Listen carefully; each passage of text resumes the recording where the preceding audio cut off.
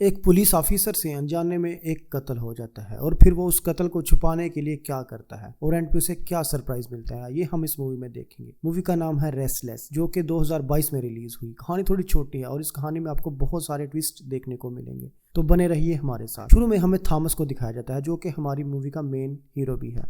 Thomas police officer है। आज उसे कार से पता चलता है कि इसके ऑफिस में रेड पड़ने वाली है, क्योंकि उसके पास लॉकर में पड़ा हुआ है बहुत सारा पैसा। उससे इसकी दूसरी साथी की कॉल आती है, जो कि उसे जल्दी चाबी लेके आने को कहती है ताकि वो लॉकर को खाली कर सके, क्योंकि अगर पैसे पकड़े गए तो उनकी खैर नहीं। दूसरी तरफ इसकी बहन भी उसे कॉल करती है और बताती है कि जल्दी आ जाओ, क्योंकि अब तो माँ को तबूत में बिठा दिया गया है। आज इसकी माँ की भी डेथ हो गई थी और उसे वहां ही जाना था, लेकिन पुलिस की रेड से बचने के लिए यह पुलिस स्टेशन जा रहा है। ये अपनी गाड़ी को ओवर स्पीड से चला रहा था। फिर अचानक इसके सामने एक कुत्ता आ जाता है और वो उसे बचाने के चक्कर में इसकी गाड़ी का एक्सीडेंट हो जाता है और ये किसी आदमी को ठोक देता है। जब ये नीचे उतर कर देखता है तो वो आदमी मर चुका था। थॉमस जो पहले ही फंसा हुआ था वो और फंस गया। ऊपर से वो देखता है कि पीछे से एक पुलिस की कार आ रही थी। अब ये बॉडी को अपनी गाड़ी की डिक्की में डाल देता है और खुद भी छुप जाता है, लेकिन वो गाड़ी दूसरी तरफ चली जाती है। दूसरी तरफ हम मार्क को देखते हैं। ये थॉमस का फ्रेंड है और इसकी फिक्र करता है। नॉमी मार्क को बताती है कि मैंने थॉमस को कॉल की है, वो आता ही होगा। लेकिन इसी time checking team police station आ जाती है और मार्क एक हथौड़ा लेकर लॉकर को तोड़ने चला जाता है। फिर हम थॉमस को देखते हैं, जो कि बॉडी को डिक्की में सीधा लटाकर इसके ऊपर अपना कोट डाल देता है। फिर वो आगे जाने लगता है और देखता है कि आगे पुलिस का नाका लगा है और उसे याद आता है कि इसका बैच तो कोट में था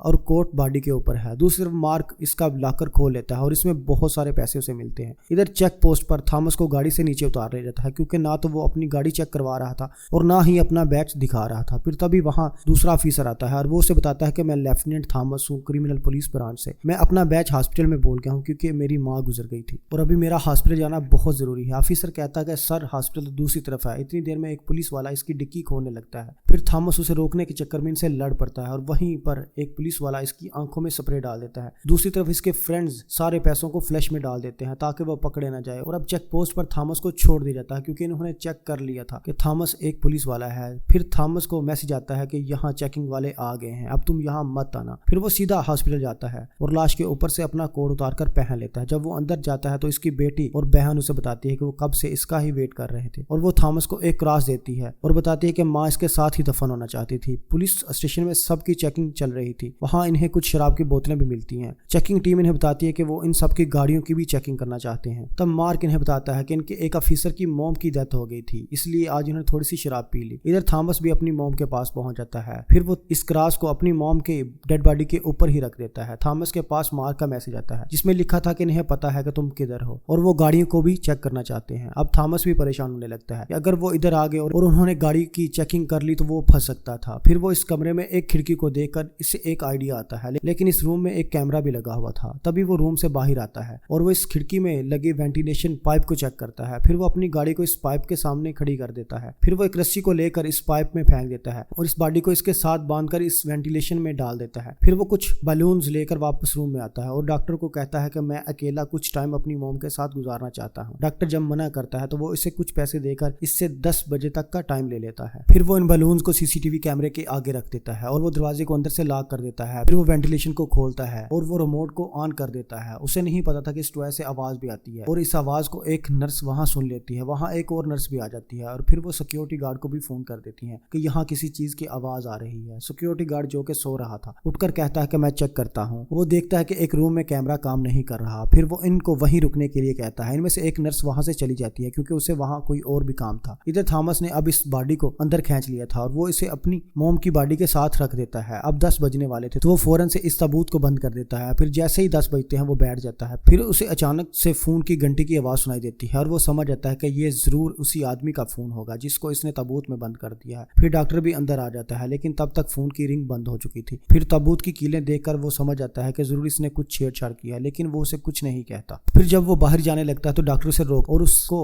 उसके बलून देकर कहता कि अब तुम जा सकते हो। सुबह जब वो गाड़ी में ताबूत को लेकर जा रहे थे तब ड्राइवर को भी इस फोन की रिंग सुनाई देती है, लेकिन वो भी इग्नोर कर देता है। फिर वो ताबूत को दफना देते हैं और थॉमस अपनी मॉम को कहता है कि सॉरी, मैं वापस जरूर आऊंगा। वो वहां से सीधा वॉशिंग स्टेशन जाता है और अपनी गाड़ी को अच्छे से साफ भी करता है। वो फिर अपनी गाड़ी को सड़क पर खड़ी एक पुलिस की कार से ठोक देता है, ताकि अगर कोई इससे पूछे कि तुम्हारी गाड़ी का शीशा कैसे टूटा तो वो बता सके कि मेरी गाड़ी का तो एक्सीडेंट हुआ था। फिर जब पुलिस वाले इसके पास आते हैं तो वो इन्हें कहता है कि मैं एक लेफ्टिनेंट हूँ, गाड़ी को सड़क में पार्क नहीं करते। फिर जब वो ऑफिस आता है तो मार्क इससे पूछता है कि तुम्हारे लॉकर में बहुत ज्यादा पैसे थे जो कि हमने फ्लश कर दिए, इतने पैसे तुम्हारे पास कहाँ से आए? थॉमस मार्क को कहता है कि मैंने भी तुमसे ये सवाल कभी नहीं पूछा। इतने में उधर नाओमी आ जाती है, वो कहती है कि जल्दी चलो, हमें कहीं रेड मारने जाना है। फिर जब वो हथियार लेने जाते हैं तो वहाँ इन्हें एक बॉम्ब के बारे में पता चलता है जो कि मोबाइल से भी कंट्रोल हो सकता था और ब्लूटूथ से भी। फिर ऑफिसर इनको डैनियल के बारे में बताता है जो कि ड्रग्स की स्मगलिंग करता है। थॉमस इसे देखकर समझ आता है कि ये तो वही बंदा है जिसे इसने कार से उड़ा दिया था। फिर वो वहाँ रेड मारने जाते हैं लेकिन इन्हें वहाँ कुछ नहीं मिलता। वहाँ पर वो कुत्ता भी खड़ा था जो उस दिन थॉमस की कार के आगे आ गया था। जब थॉमस इसका पीछा करता है तो वो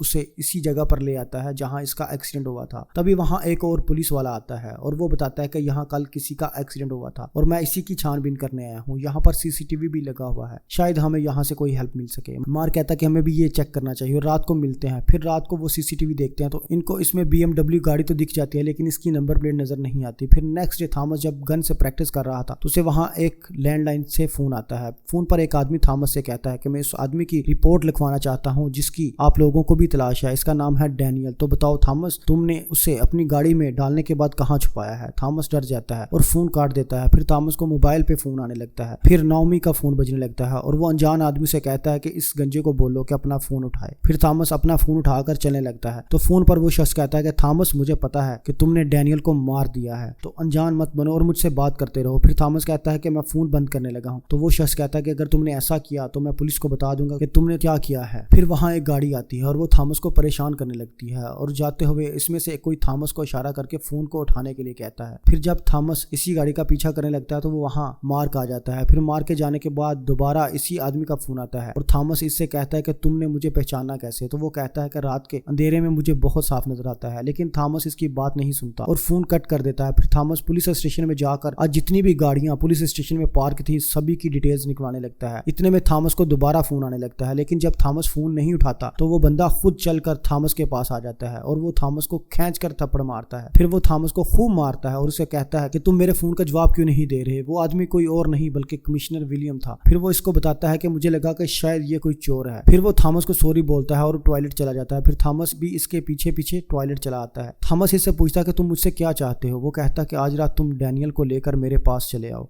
थॉमस कहता है कि मुझे नहीं पता तुम किसकी बात कर रहे हो और फिर वो दोनों में फाइट शुरू हो जाती है। फिर थॉमस कहता है कि अच्छा मैं उसे ले आऊंगा। कमिश्नर कहता है कि आज रात मेरे फोन का वेट करना। फिर रात होते ही वो अपनी माँ की कब्र पे जाता है और कब्र को खोदकर इसमें से बॉडी को बाहर निकाल लेता है। फिर वो इसकी अच्छे से तलाशी लेता है कि जरूर कोई तो वजह है जो कमिश्नर इसके पीछे पड़ा है। इसकी पॉकेट में से एक मोबाइल फोन मिलता है। फिर वो फोन को जेब में डाल लेता है। फिर वो देखता है कि इसकी बॉडी पे 2 गोली के निशान भी थे, मतलब इसकी मौत एक्सीडेंट से नहीं बल्कि गोलियां लगने से हुई थी। ये बात जानकर वो बहुत खुश होता है। फिर वो इसके अड्डे पे जाता है और वहाँ वो इसका मोबाइल चार्जिंग पे लगाता है। वहां उसे एक इनवेलप भी मिलता है जिसपे एक सिक्योरिटी सर्विस का कार्ड था। तभी उसी फोन पे एक किसी का फोन आता है। आगे से बोलने वाला कहता है कि तू जिंदा है अभी तक? मुझे तो लगा कि कमिश्नर ने अब तक तुझे मार दिया होगा। वो फोन किसी मोइन नाम के आदमी का था जो कि इसका दोस्त था। दूसरी तरफ मार्क के पास थॉमस का चलान लग जाता है। इसकी गाड़ी देखकर उसे पता लग जाता है कि इस दिन इसी कार से डैनियल का एक्सीडेंट हुआ था। इधर थॉमस मरने वाले के दोस्त को ढूंढ लेता है। वो उसे खूब तंग करता है और पूछता है कि मुझे बताओ कि कमिश्नर डैनियल के पीछे क्यों पड़ा है। वो बताता है कि कमिश्नर एक वॉलेट की चाबी को ढूंढ रहा है जिसमें ड्रग्स से कमाए हुए बहुत सारे पैसे पड़े हैं। दरअसल कमिश्नर ने अपनी पोस्ट का नाजायज फायदा उठाया था। वो ड्रग्स को पकड़कर इनको जाया करने की बजाय शराब में मिलाकर लोगों को बेचा करता था। इसका काम बहुत चल रहा था लेकिन एक दफा डैनियल ने इसका माल किसी और को ही बेच दिया। फिर इससे जितना भी पैसा है इसने इसे एक वॉलेट में